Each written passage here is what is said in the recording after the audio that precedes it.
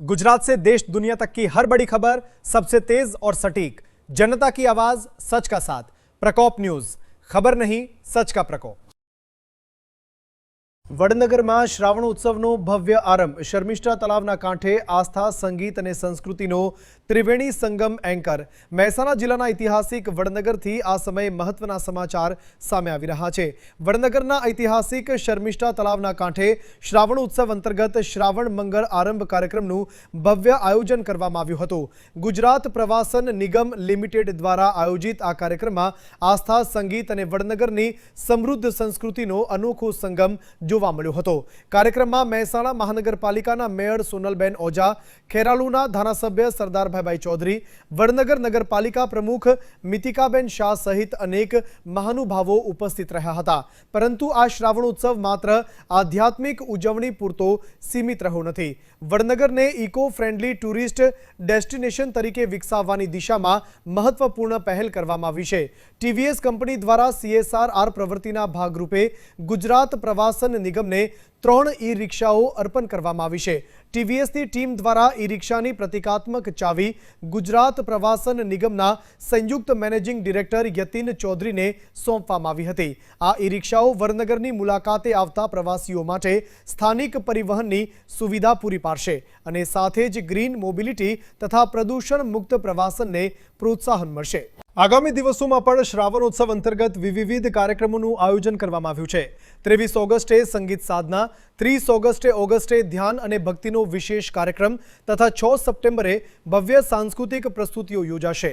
વડનગરના ઐતિહાસિક અને સાંસ્કૃતિક વારસાને આધ્યાત્મિકતા સાથે જોડીને પ્રવાસનને નવી દિશા આપવાનો પ્રયાસ કરવામાં આવી રહ્યો છે।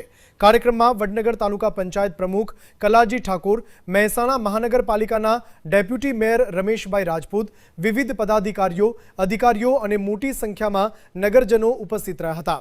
વડનગરમાં શ્રાવણોત્સવના ભવ્ય આરંભ સાથે હવે આ ઐતિહાસિક નગરીમાં આસ્થા સાથે ઇકો ફ્રેન્ડલી પ્રવાસનને પણ નવી ઓળખ મળવાની દિશામાં પગલું ભરાયું છે।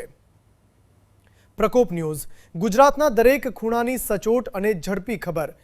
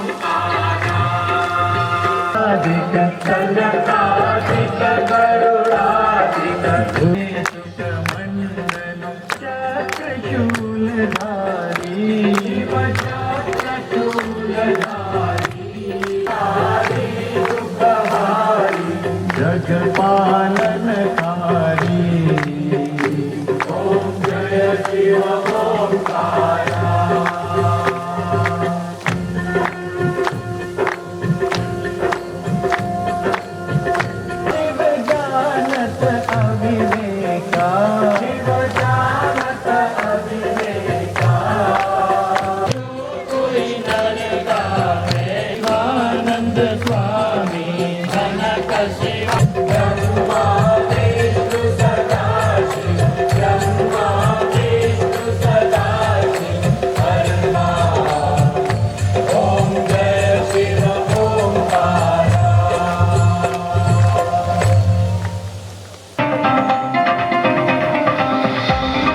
की मानस पल झील है जो सबसे गहरी है।